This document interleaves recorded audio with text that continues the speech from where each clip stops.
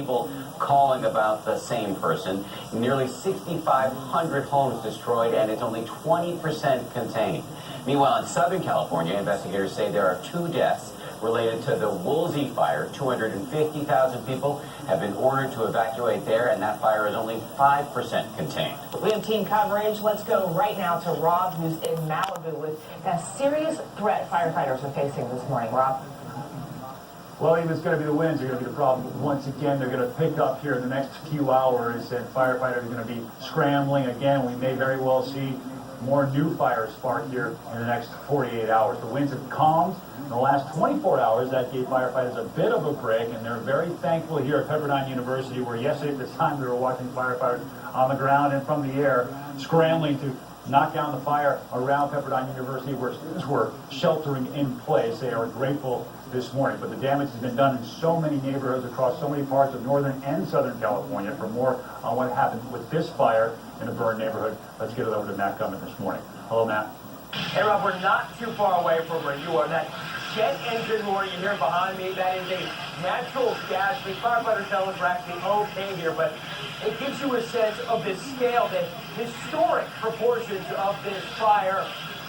250,000+ people have been evacuated in this area in Southern California. Hundreds of homes destroyed, and firefighters describe what went through here as a hurricane of fire, obliterating entire neighborhoods. And with our second camera, I just want to show you what's left of this house. All that remains is that chimney over there. And we're going to swing over this side. This is the next door neighbor. Another structure completely leveled, and beyond you can see additional fires. This goes on block after block here.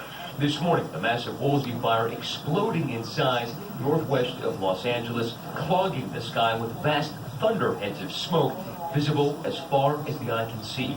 Flames and the heat are very, very powerful. Fueled by fierce winds since Thursday, the blaze devouring hundreds of homes, reducing once stunning estates atop scenic mountain ridges into little more than concrete pads littered with piles of debris.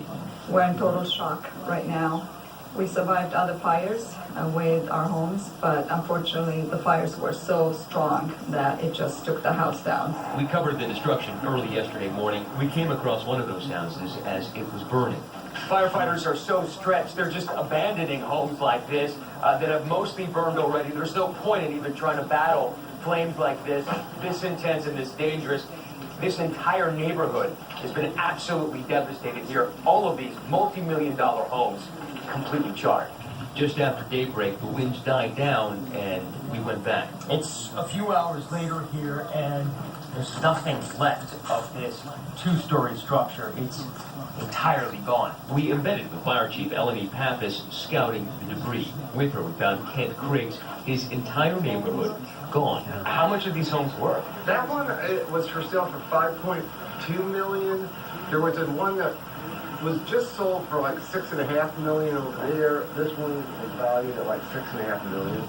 At nearby Pepperdine University, students sheltering on campus during the fire's worst hours now told it's safe enough to go home. Some finally speaking out about the ordeal. It is really scary. It feels very apocalyptic to see smoke even just coming over the hill. I am grateful to have been in a location where all of us were together. And now, in addition to that blaze, local authorities now finding themselves in a political spat with President Trump.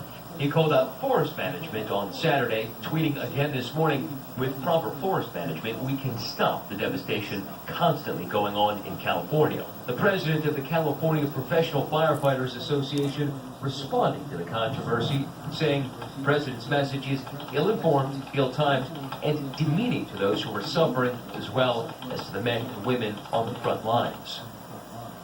One reason the firefighters are so upset when they hear that is that we're told by fire chiefs that the suicide rate among firefighters has skyrocketed over the previous couple of years. Now, there's a lot of work left to be done here.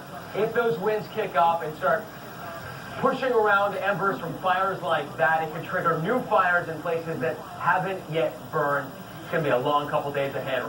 Well, Matt, you're right about that. With so many acres burned and still so many hot spots smoldering out there, once these winds pick up, we're going to see an activity pick up as well in this fire, and likely more new fires sparked throughout the day today. Of course, what happened in Northern California was the start of this whole thing, and it's a much bleaker scenario up there this morning where more bodies have been found. Let's get over to Will Carr, who's once again live.